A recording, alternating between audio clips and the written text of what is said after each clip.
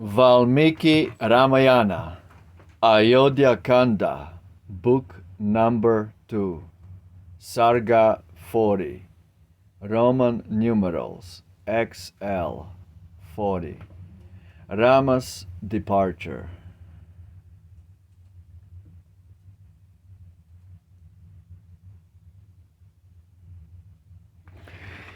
Then Rama, Sita, Lakshman bent at the king's feet and sadly went round him with slow steps reverent. When Rama of the duteous heart had gained his sire's consent to part, with Sita by his side he paid due reverence to the queen dismayed, and Lakshman with affection meet bowed down and clasped his mother's feet. Sumitra viewed him as he pressed her feet, and thus her son addressed: "Neglect not Rama wandering there, but tend him with thy faithful care. In hours of wealth, in time of woe, him, sinless son, thy refuge know. From this good law the just ne'er swerve, that younger sons the eldest serve, and to this righteous rule incline all children of thine ancient line, freely to give reward each right, nor spare their bodies in the fight. Let Rama Dasharatha be, look upon Sita as on me, and let the cot wherein you dwell be thine Ayodhya, fare thee well." Her blessings thus Sumitra gave to him whose soul to Rama clave, exclaiming when her speech was done, "Go forth, O Lakshman, go, my son. Go forth, my son, to win success, high victory, and happiness.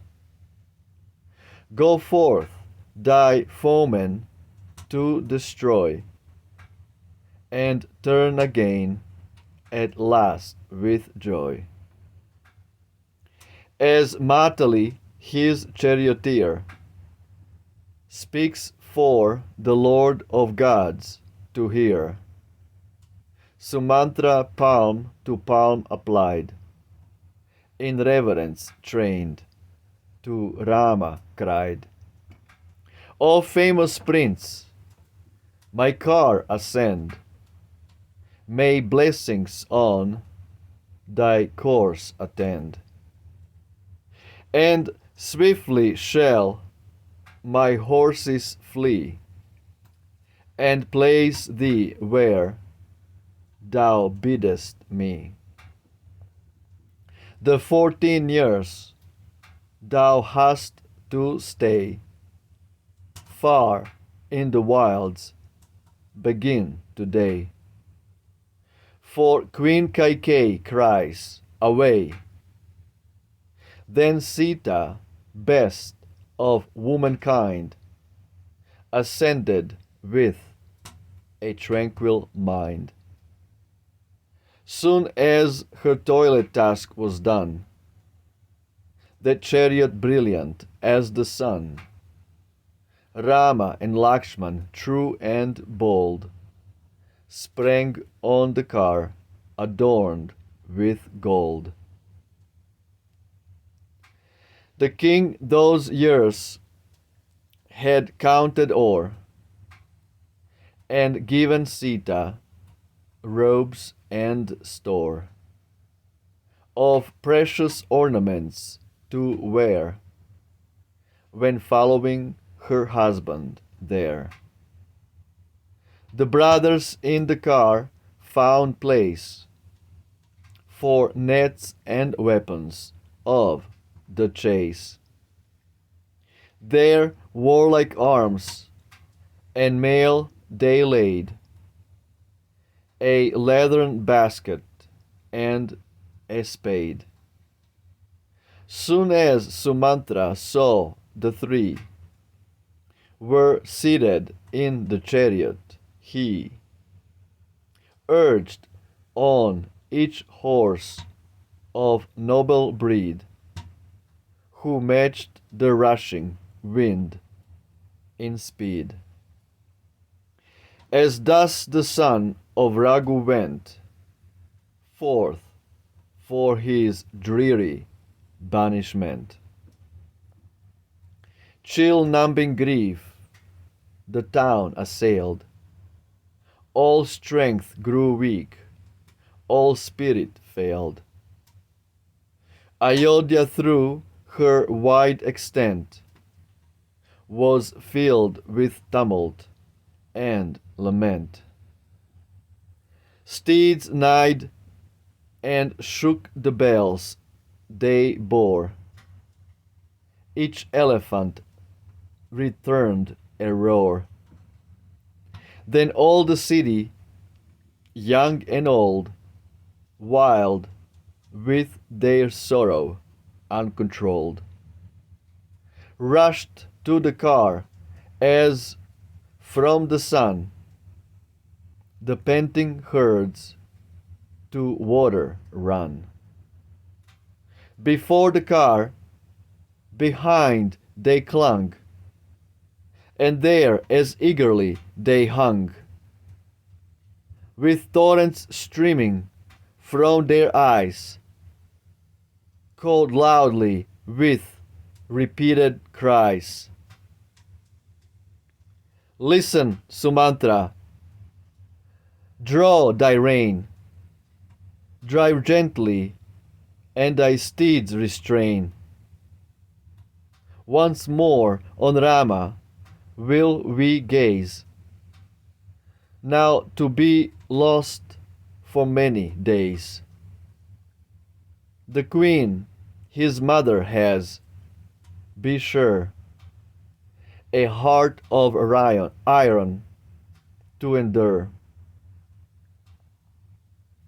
To see her godlike Rama go, nor feel it shattered by the blow. Sita, well done, Videha's pride, still like his shadow by his side, rejoicing in thy duty still, as sunlight cleaves to Meru's hill. Thou, Lakshman, too, hast well deserved, who from thy duty has not swerved, tending the peer of gods above, whose lips speak not but words of love. Thy firm resolve is nobly great, and high success on thee shall wait. Yea, thou shalt win a priceless meed, thy path with him to heaven shall lead. And thus they spake, they could not hold the tears that down their faces rolled, while still they followed for a space their darling of Ikshwaku's race. There stood surrounded by a ring of mournful wives the mournful king. For I will see once more, he cried, mine own dear son, and forth he hied. As he came near, there rose the sound of weeping, as the dames stood round. So the she-elephants complain, when their great lord and guide is slain. Kakuchta's son, the king of men, the glorious sire, looked troubled then, as the full moon is when dismayed by dark eclipses threatening shade. Then Dasharatha's son designed for highest fate of lofty mind, urged to more speed the charioteer. Away, away, why linger here? Urge on thy horses, Rama cried. And stay, oh stay, the people sighed. Sumantra urged to speed away. The townsman's call must disobey. Forth as the long-armed hero went, the dust his chariot wheels up sent was laid by streams that ever flowed from their sad eyes who filled the road. Then sprang of woe from eyes of all. The women drops began to fall, as from each lotus on the lake the darting fish the water shake. When he, the king of high renown, saw that one thought held all the town, like some tall tree he fell and lay, whose root the axe has hewn away. Then straight a mighty cry from those who followed Rama's car arose, who saw their monarch fainting there, beneath that grief too great to bear.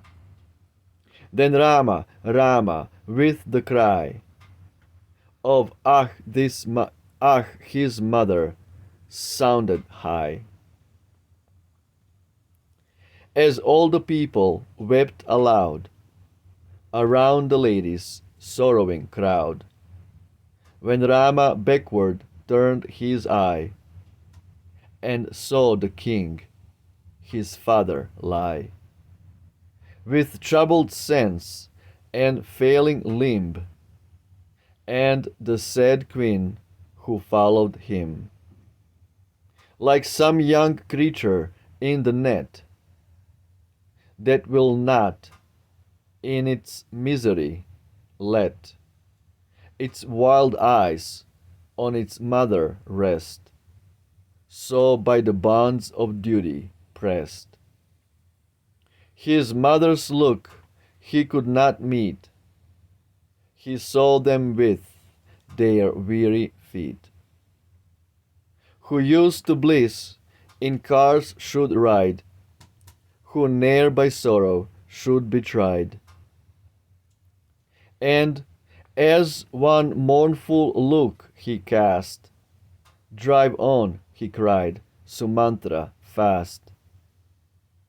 As when the driver's torturing hook goads on an elephant, the look of sire and mother in despair was more than Rama's heart could bear. As mother kind to stalls return, which hold the calves for whom they yearn, so to the car she tried to run, as a cow seeks her little one.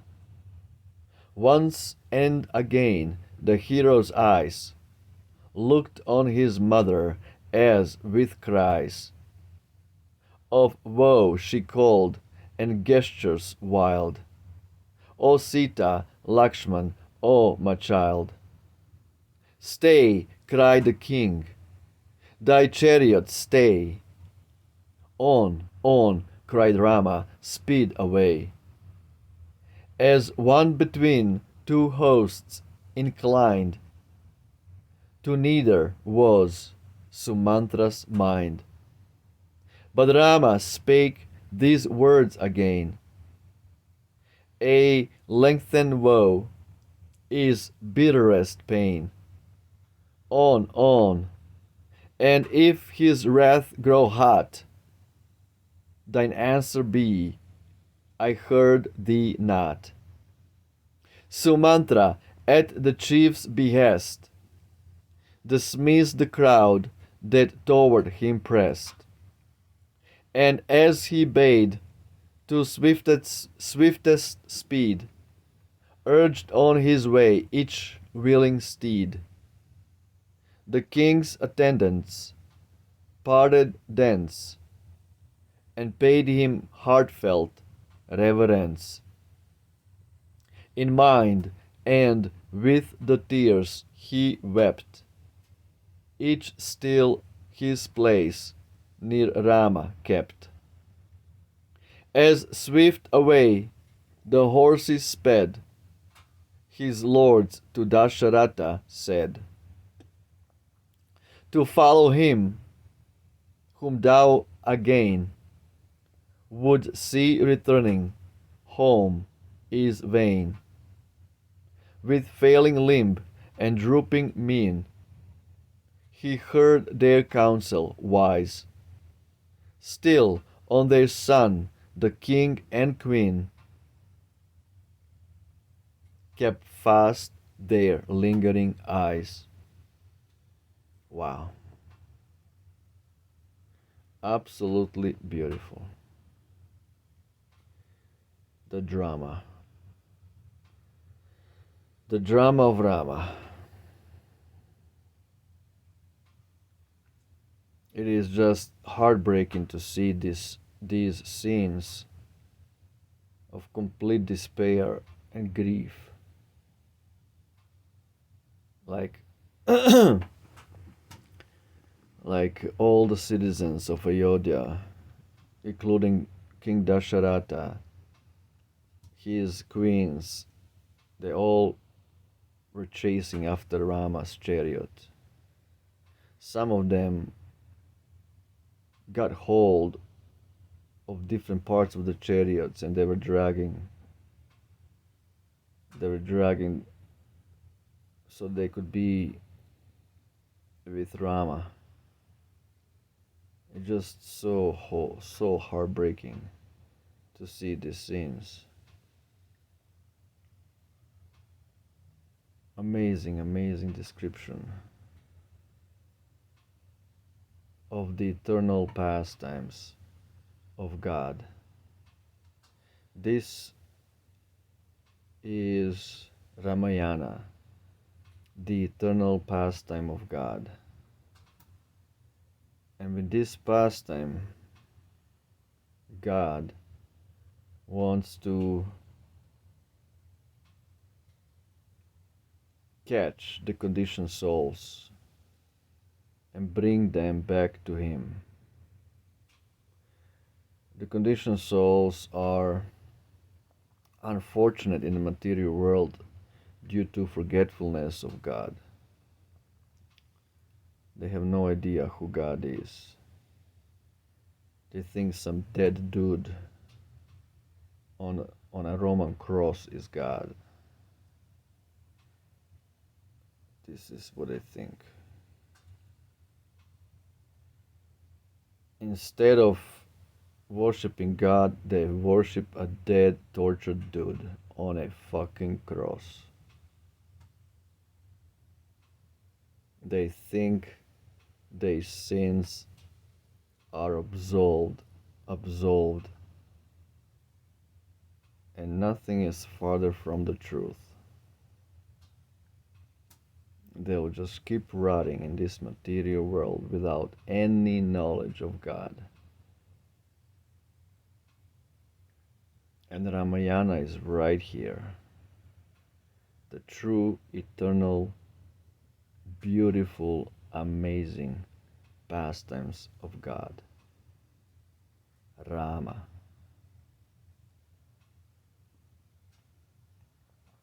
Roma Victa. Jai Shri Ram.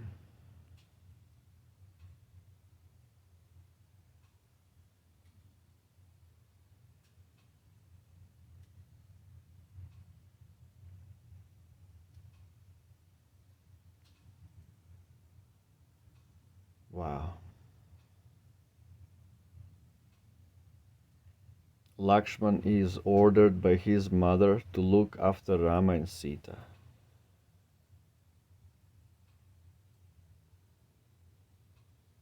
Rama's departure. Canto 40, Sarga 40. Exhale.